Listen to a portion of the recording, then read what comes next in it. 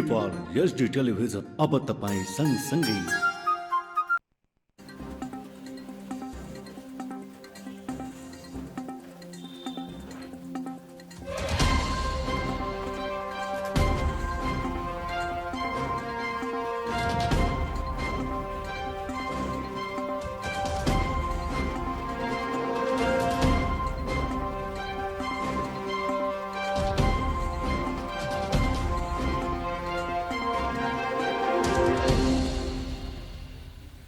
दर्शकबिन नमस्कार, तपाईँ हेर्दै हुनुहुन्छ जी नेपाल एचडी टेलिभिजन। हामी जी बहस कार्यक्रममा छौँ।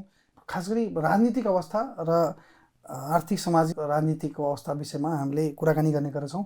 यसै क्रममा आज हामीसँग हुनुहुन्छ विकास ठाकुरजी। उहाँ हुनुहुन्छ टिएमएनसीका राष्ट्रिय संयोजक, तराई मधेस राष्ट्रिय अभियान परिषदका केन्द्रीय संयोजक हुनुहुन्छ। स्वागत छ तपाईँलाई। धन्यवाद।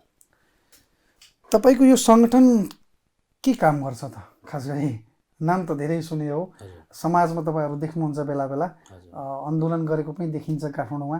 तर चाहिँ यो सङ्गठनले गर्छ के? खालि त्यो अधिकारको लागि लडाइँ गर्छ कि सडकमा आरक्षणको माग गर्ने गरेको अवस्था पनि थियो विगतमा, होइन? अहिले के छ यो सङ्गठनले गर्छ के खास? तराई मधेस राष्ट्रिय परिषदले मधेसी राष्ट्रियता निर्माण को विषयमा वकालत गर्ने या त्यसलाई संश्लेषणसम्म पुगाउने काम चाहिँ तराई मधेस राष्ट्रिय परिषदले मुख्य लक्ष्य चाहिँ निर्धारण गरेको छ।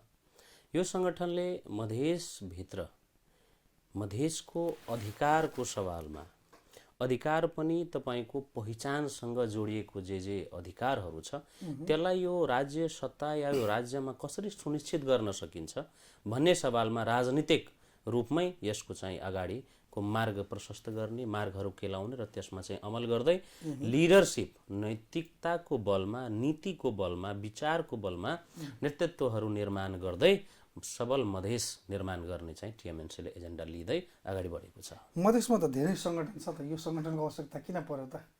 यस्तो छ, सङ्गठन धेरै थोरै भन्दा पनि सङ्गठन कस्तो छ भन्नेमा फरक पर्ने हो।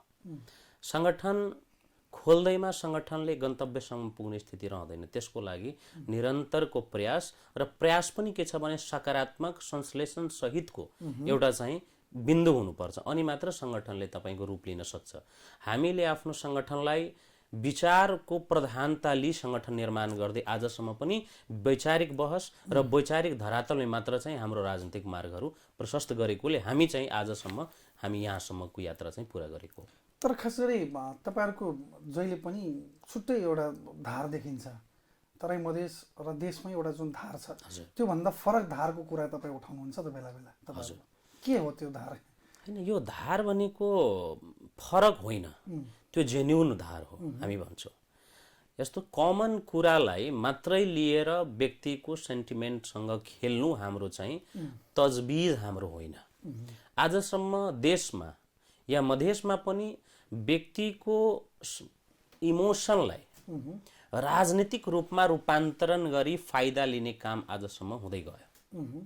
हामीले के भन्यो भने भावना भन्दा पनि यथार्थको धरातलमा समाजलाई विश्लेषण गर्नुपर्छ र यथार्थपरक मार्गलाई हामीले प्रशस्त गर्नुपर्छ भनेपछि टिएमएनसीले बोलेका कुराहरू फरक पर्न जान्छ।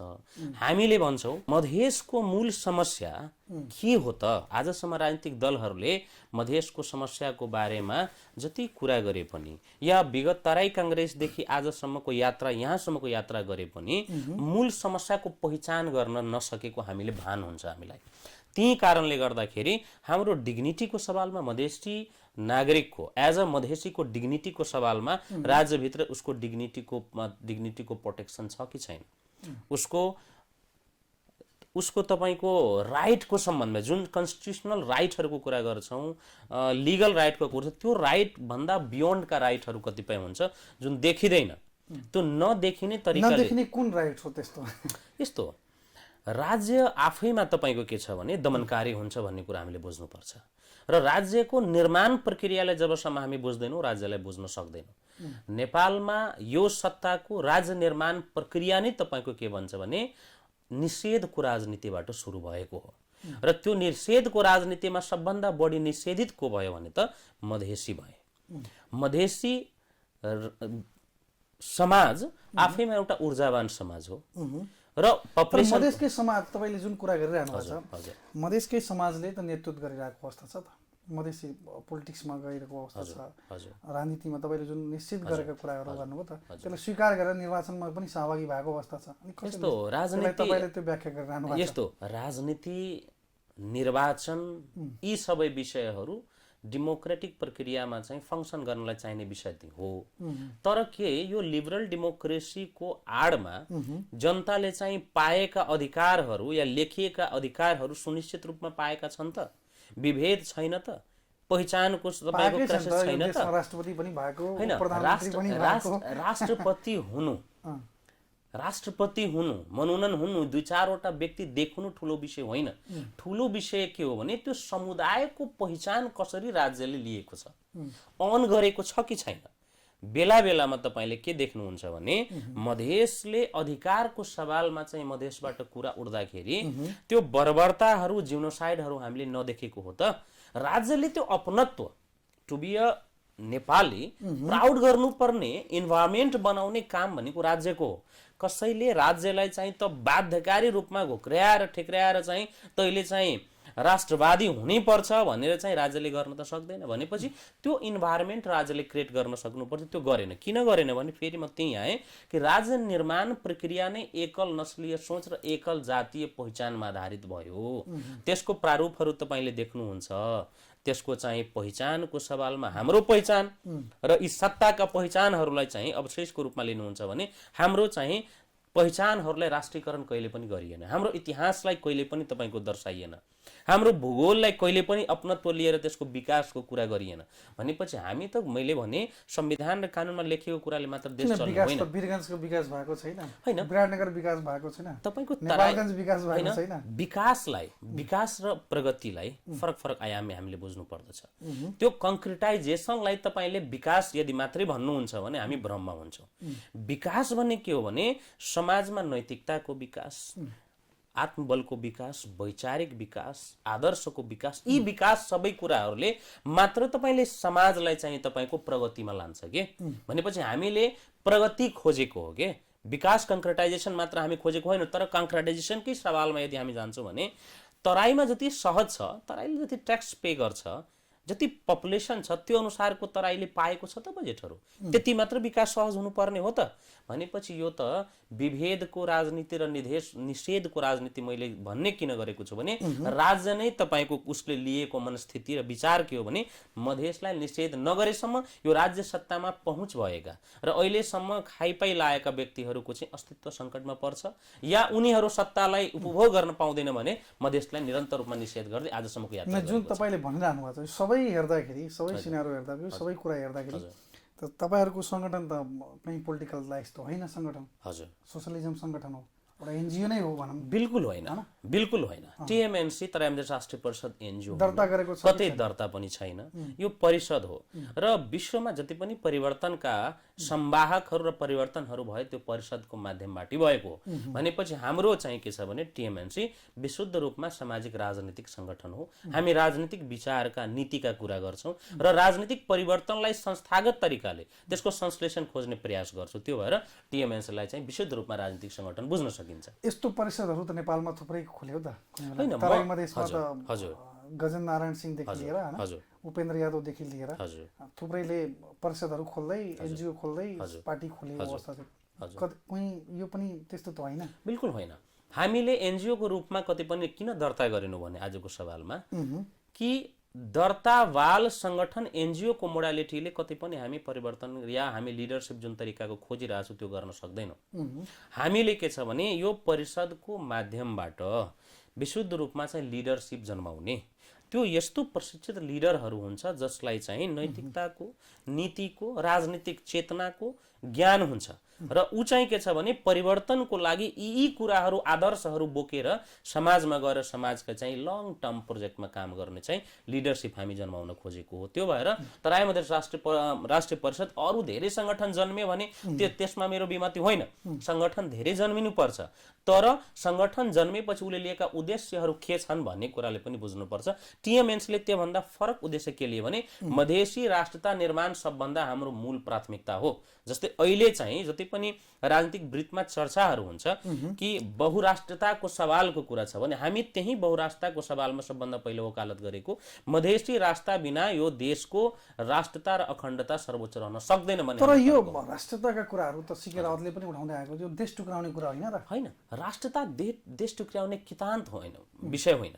धेरै देशहरू बहुराष्ट्रतामा काम गरेको अवस्था हो। बहुराष्ट्रता भनेको के हो भने विगतमा केही नेताहरूले बोलेको खण्डमा चाहिँ विरोध भनी अवस्था थियो। होइन, विरोध यस्तो छ, विरोधको पछाडि लाग्ने होइन, सत्यको विरोध त हुन्छ नि, तर सत्यलाई चाहिँ के छोडेर बढ्ने त, गलतलाई अंगीकार गर्ने त, विरोध राज्यमा नेपालमा चाहिँ यो कुराको उठान हुने बित्तिकै यो अलिक खलबलायो हैन, नियम विपरीत भयो, आचार संहिता विपरीत भयो, सबै कुराहरू चाहिँ उठेको अवस्था छ त हैन। यो कुरा उठ्ने बित्तिकै आचार संहिता नियम विपरीतको कुरा किन उठ्छ भने त्यो थ्रेट कसलाई छ भने जसले सत्तालाई भजाएर टिकाएर खाइरहेको छ तिनीहरूलाई थ्रेट हुनु स्वाभाविक हो र उहाँहरूको धर्म पनि मर्छ त्यसको विरोध गर्नु। तर यो देशभित्र धेरै राष्ट्रताहरू मिलेर देश बन्छ।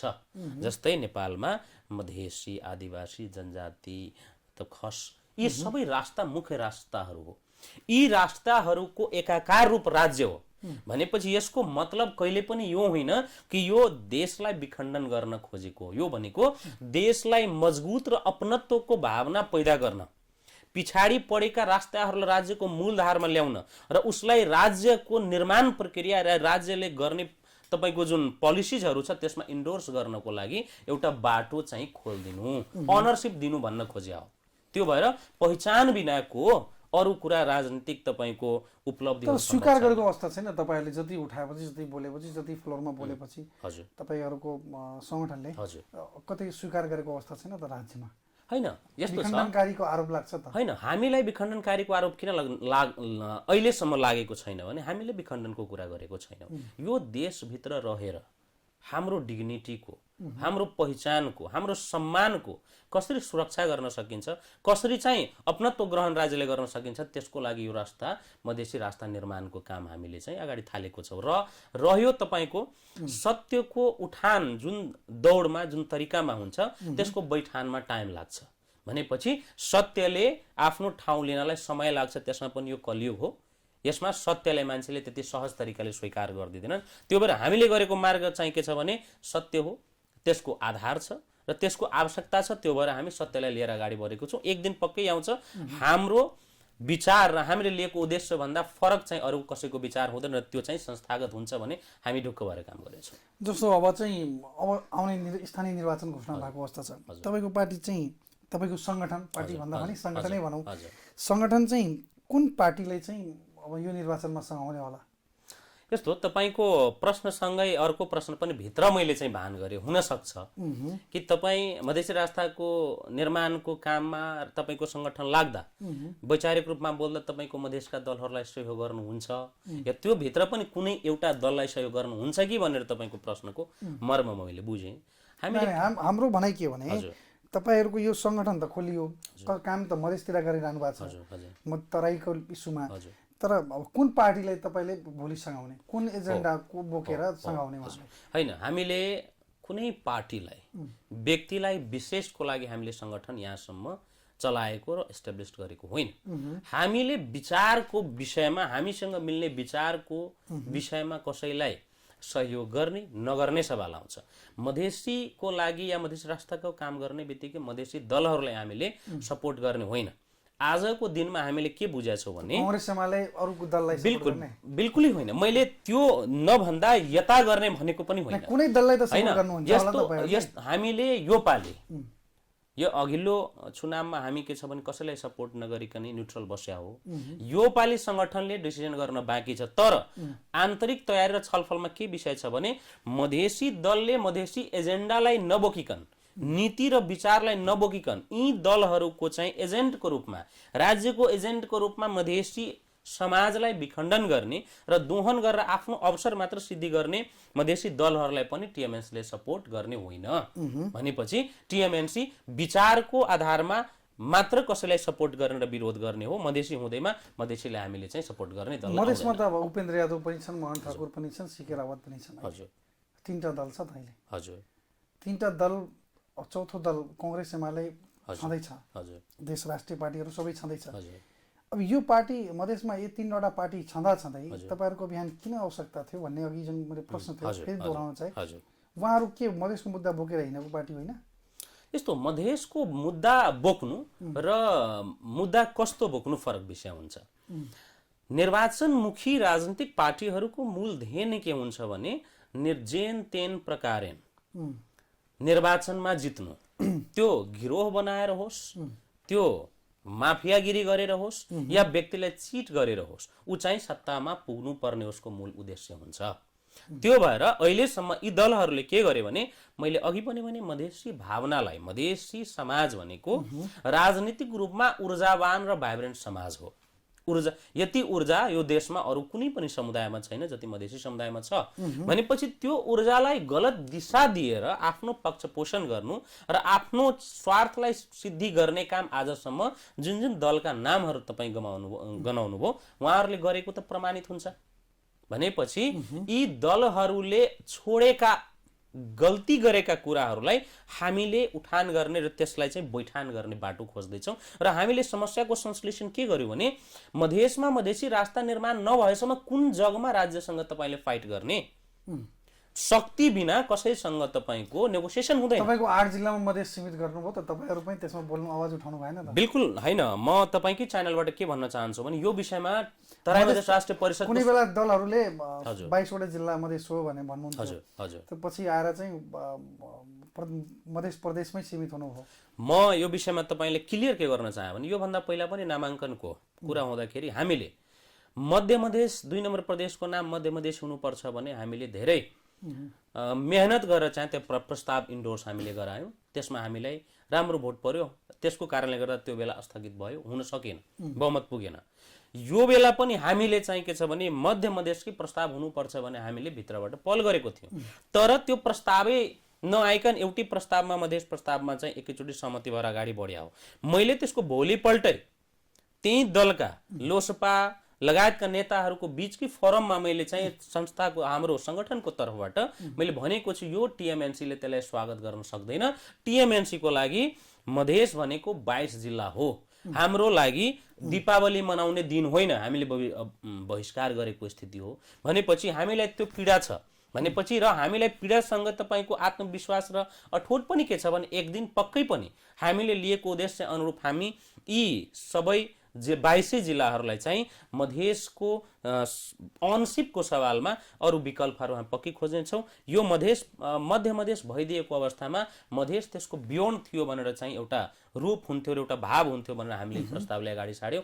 तर राजनीतिक रूपमा यी दलहरूले नै इलेक्टेड छन् र त्यो भएर ड्राइभिङ सिटमा गलत दिशाहीनता भएका व्यक्तिहरू बसेको कारणले गर्दा यो एक्सिडेन्ट चाहिँ हुन गयो।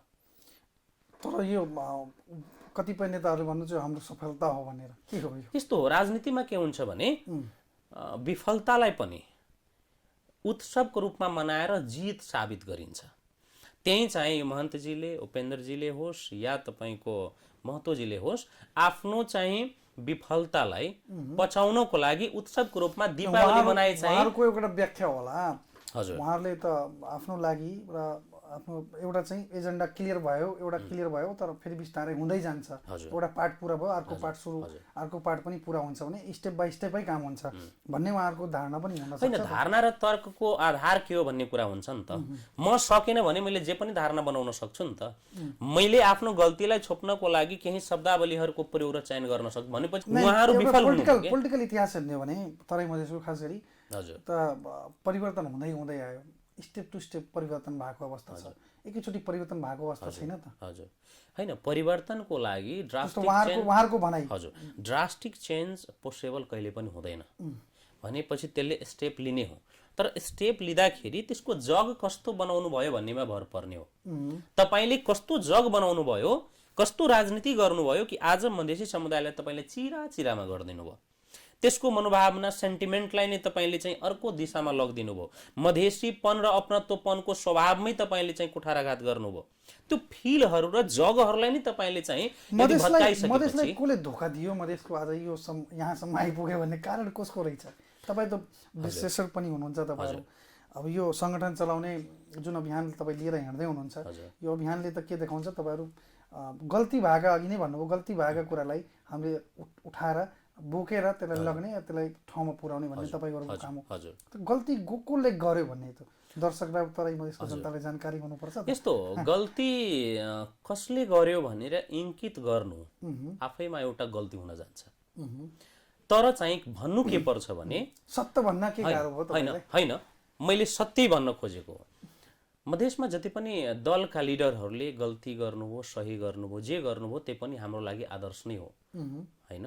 हामीले उहाँलाई हरेक कुरामा चाहिँ गलत हो भनेर भन्न मिल्दैन। उहाँहरूले गरेको कन्ट्रिब्युसनलाई हामी पोजिटिभ रूपमा लिएका छौँ। तर उहाँले गरेको मेहनतहरूको जुन तरिकाले र जुन विचारले हुनु पर्थ्यो, विचार प्रधानताको राजनीति हुनु पर्थ्यो, त्यो उहाँले गरिदिनु भएन। र यसको सबभन्दा मधेसलाई धोका दिने सवाल के हुन्छ भने व्यक्तिलाई इङ्कित गर्न त सकिँदैन, तर अहिलेसम्म रहेका जुन हाम्रो राजनीतिक पेसाकर्मी भन्छु म, राजनीतिक कर्मी र पेसाकर्मी शब्दको बिचमा फरक छ। उहाँहरूले आफ्नो स्वार्थको हिसाबले जगी बलियो नगर्ने, मधेसी रास्ता निर्माणको बाटो नलिकन व्यक्तिको निर्माण, गिरोहको निर्माण, शर्तको निर्माण गरेर राजनीति गर्नुभयो। त्यो भएर आजको यो दिन देख्नु परेको। उहाँहरूले जग बनाएर नीतिगत रूपमा, वैचारिक रूपमा राजनीतिक जग र धरातल बनाएको भए आज मधेसको यो स्थिति हुने थिएन। त्यो भएर सफलतासँगै विफलताको श्रेय चाहिँ उहाँहरूले नै जान्छ।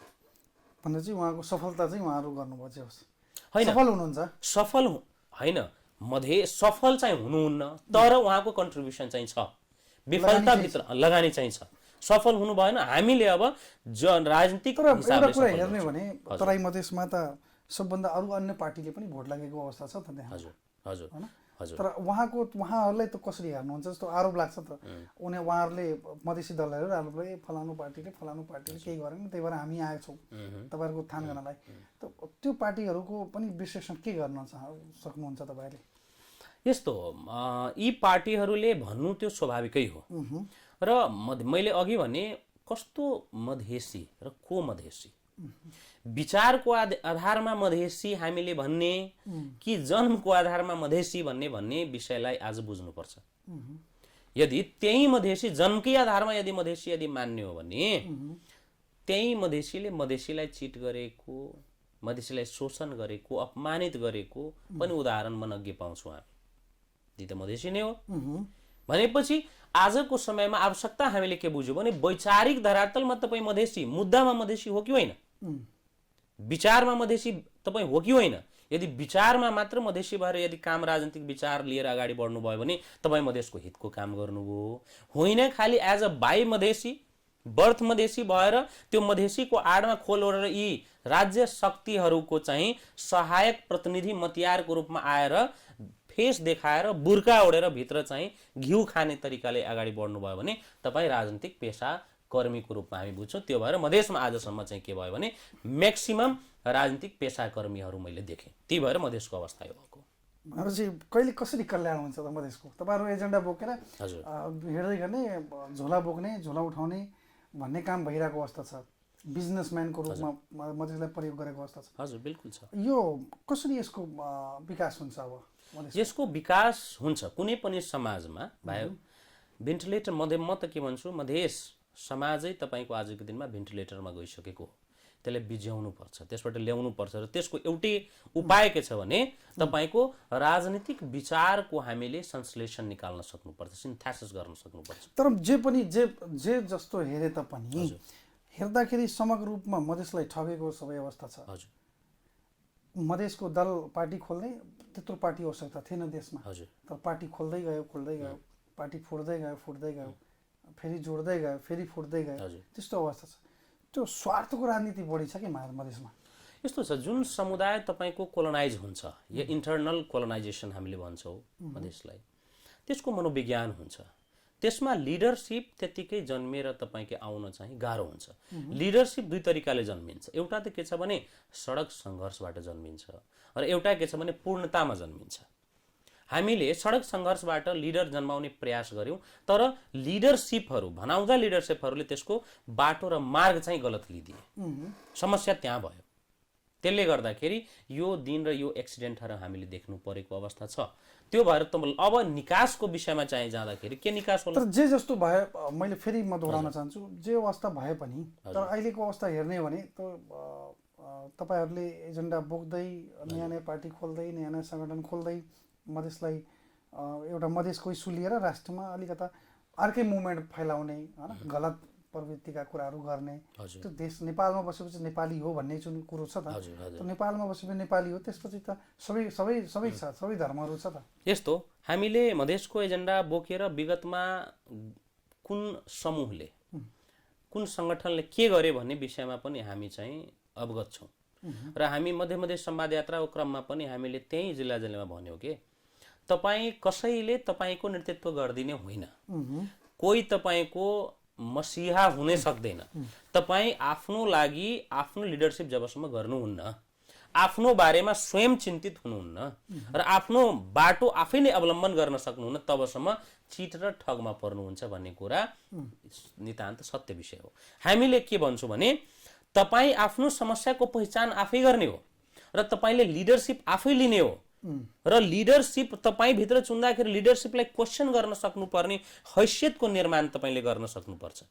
अनि मात्र एजेन्डा विहीन पार्टीहरू भयो कि मधेसमा? हजुर, एजेन्डा विहीन पार्टी भयो भन्ने किसिमको देखियो अवस्था होइन। एजेन्डा मधेसमा मात्र होइन, अहिले कोही कुन इस्यु लिएर हिँड्दैछ, कोही कुन इस्यु लिएर हुँदैछ, तर राष्ट्रिय एजेन्डाहरू लिएर हिँडेको छैन। तपाईँ अहिले राष्ट्रिय एजेन्डाको सवालमा कुरा गर्नुहुन्छ भने भनाउँदा राष्ट्रिय पार्टीहरू काङ्ग्रेस, माओवादी या एमाले भनौँ लगायत, उहाँहरूले कुनसा राष्ट्रिय एजेन्डा बोकेर हिँड्नु भएको छ भने मलाई कसैले परिभाषित र प्रमाणित गरिदिए हुन्छ भनेपछि उहाँहरू त भन्नुहुन्छ त होइन, भन्नु पनि भन्छ मधेसको लागि प्रचण्डजीले पनि अस्ति भन्नुभयो होइन, प्रचण्डजीले लव परेछ भन्नुभयो। सबभन्दा बढी मुद्दा उठाउने नै मै हो भनेर होइन, उहाँले भनेको विषयमा मेरो चाहिँ कुनै फरक मत छैन, तर लव परेको छ भन्नु र डिभोर्सको पेपर खल्तीमा लिएर हिँड्ने प्रवृत्ति पनि हामीले देखेका छौँ नि। डिभोर्सको पेपर जहिले पनि यी दलहरू मधेसमा फेरि ओली केपी शर्मा ओलीको चाहिँ हाई छ त। यस्तो यो एरिना यो शताब्दी नै के छ भने तपाईँको जुन तरिकाले अगाडि बढेको छ त्यो ओलीको प्रवृत्ति या ओलीजीको प्रवृत्तिले हाय हाय उनलाई अस्वाभाविक मान्न सकिँदैन र हाम्रो समाजको त्यसमा पनि मधेसी समाजको मनोवैज्ञानिक धरातललाई हामीले विश्लेषण गर्न सक्नुपर्छ। भनेपछि एउटा शोषितको मनोवैज्ञानिक व्याख्या यदि मनोविज्ञानको गर्यो भने उसले जहिले पनि सुरक्षा खोजेको हुन्छ र अवसर खोजेको हुन्छ। सम्मान उसको लागि ठुलो विषय रहँदैन। अवसरवादीहरू हो भनेपछि अवसर र सुरक्षा भनेपछि राज्यको स्रोत साधन परिचालन गर्ने जुन जुन गिरोहहरू छन् त्यही कहाँ अवसर पनि छ र त्यसले नै सुरक्षा गरिदिने हो। भनेपछि त्यो व्यक्ति जानु हाई हाई हुनु नहुनु स्वाभाविक विषय हो। भनेपछि हामीले सम्मानको लागि राजनीति गर्नुपर्छ। डिग्निटी बिनाको राजनीतिको र प्राप्तिको केही अर्थ हुन्छ जस्तो मलाई लाग्दैन हैन। भनेपछि सम्मानजनक तरिकाले आँखामा आँखा मिलाएर काँधमा काँध मिलाएर प्रश्न गर्न सक्ने त्यो क्षमताको विकास लिडरसिप हामीले गर्न खोजेको हो। किनकि यो देश मेरो हो, यो देश मेरो हो भने मेरो ओनरसिप पनि यो देशमा हुनुपर्छ। त्यसको लागि हामीले तयारी गरेको र त्यस्तो लिडरसिप निर्माण गर्ने काम टिएमएनसीले निरन्तर गर्दैछ र जनताले तपाईले भनेअनुसार जनताले लिडरसिप दिएकै हो त तपाईहरुको समाजको लागि। बिल्कुल त्यहाँसम्म पुग्दै पार्टी फोड्दै मधेसको एजेन्डा बिर्सदै मधेसको मुद्दा बोकेर हिँडेको पार्टीहरू कहाँसम्म पुगे त तपाईले पनि हेर्नु भएको छ, जब जाहेर छ, जनताले पनि हेर्छ। जुन दललाई तपाईँ आरोप लगाउँदै हुनुहुन्छ उहाँहरूले सुरक्षित गर्ने, उहाँलाई अवसर दिने जुन दललाई आरोप लगाउँदै हुनुहुन्छ त्यो उहाँहरूले त पनि काम गर्दै आएको अवस्था छ। होइन तर उहाँहरूकै सरकारमा उहाँहरू सहभागी हुने होइन। म तपाईँको प्रश्न आउँदै गर्दा म के भन्छु भने म यहाँ मधेसी दलको सपोर्ट गर्न बसेको होइन। र मैले अघि भने विचारको आधारमा हाम्रो कुरा यदि मिल्दैन भने हामीले विरोध, खुलेआम पनि विरोध, यो नामाङ्कनको सवालमा पनि हामीले सार्वजनिक रूपमा विरोध गरेको हो। यो गलत काम भयो, यो हुन सक्दैन। भनेपछि हामीले मधेसी दललाई सपोर्ट गर्न यहाँ बसेका छैनौँ भन्न चाहेको पनि होइन। तर के छ भने मधेसी दलको निर्माण जुन मनोविज्ञानले हुँदो रहेछ र जुन जुन तपाईँको एजेन्टहरूले त्यो निर्माण गर्नु हुँदो रहेछ, मुद्दा छोड्दै छोड्दै यहाँसम्म आइपुगे हो। त्यसको कारण के छ भने यो मनोविज्ञान हो कि शक्ति आर्जन र शक्तिसँग थ्रेट दुईटै विषयले तपाईँको यहाँ चाहिँ के छ भने राजनीतिक दलहरूको निर्माण विदेशमा भयो। यो समस्याको मूल पहिचानसँग र मधेसलाई बलियो बनाऊ र आउने समयमा आउने जेनेरेसनले त्यो जगमा काम गरोस्, त्यो लिडरसिप ट्रान्सफर होस् भन्ने हिसाबमा त तपाईँको दलै निर्माण नै। मधेसी दलमा एउटा के कुरा देखियो भने एउटा दलले मधेसमा दुई दल अहिले तेस्रो दल सिके रावतजी पनि भइसक्नु, दुई दल हुँदाखेरि उपेन्द्र यादव, मोहन ठाकुर हुँदाखेरि एउटाले मुद्दा हाउसमा पेश गर्ने, अर्कोले त्यो मुद्दाले डिजर्भ गर्न प्रयास गर्ने। हजुर, यो एग्रेसिभ देखियो त। अनि कसरी मधेस मुद्दा सम्बोधन हुन्छ उहाँहरूको यो लडाइँले? हजुर, तपाईँले यसलाई कुन ढङ्गले बुझ्नुहुन्छ?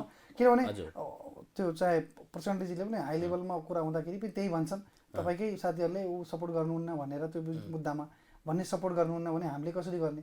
हामीले त गरिरहेका छौँ। चाहे देउवाजीले पनि त्यही भन्नुहुन्छ, प्रचण्डजीले, केपी शर्मा ओलीले पनि त्यही विगतमा भनेकै हो।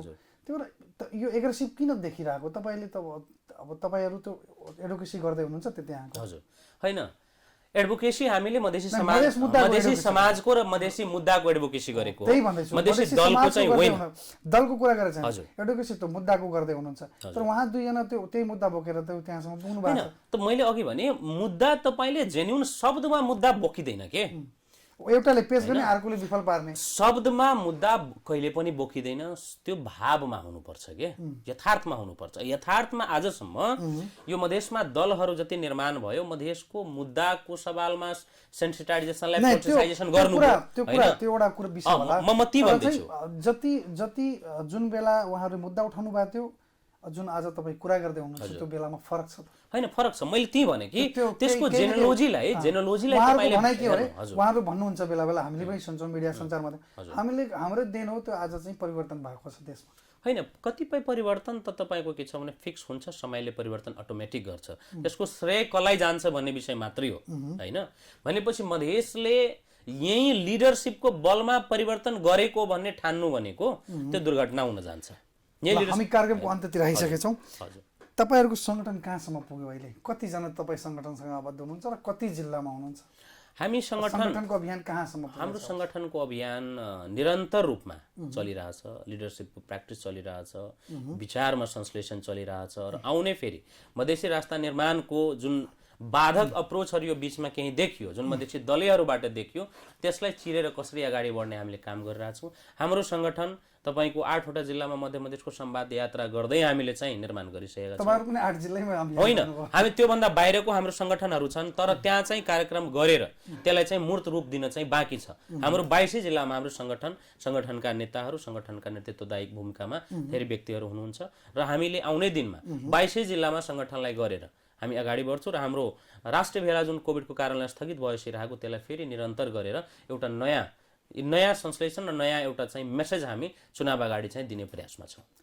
तपाईँलाई धन्यवाद, तपाईँ आफ्नो अमूल्य समय दिनुभयो र जानकारी दिनुभयो हाम्रो दर्शकलाई, धन्यवाद। तपाईँलाई पनि धेरैवाद अवसरको लागि। दर्शकबिन, आज हामीसँग हुनुहुन्थ्यो विकास ठाकुरजी, तराई मधेस राष्ट्रिय अभियान परिषदका केन्द्रीय संयोजक हुनुहुन्छ उहाँ। खास गरी मधेसको मुद्दा बोकेका हिँडेका दलहरूको अवस्था, उहाँहरूले गरेका एडभोकेसीको कुराहरू के छ र उहाँहरूले यो टिएमएनसीले गरेका उठाएका मुद्दाहरूलाई, आरक्षणका मुद्दाहरू लिएर जुन हिँडेको अवस्था अभियान छ, यो अभियान कहाँसम्म पुग्यो त्यो सन्दर्भलाई जोडेर उहाँलाई स्टुडियोमा निम्त्याएको थियौँ। त्यसै क्रममा अर्को पात्रका साथ तपाईँहरू माझमा प्रस्तुत हुनेछु। तबसम्म हेर्दै गर्नुहोला जी नेपाल टेलिभिजन। हस्, धन्यवाद, नमस्कार।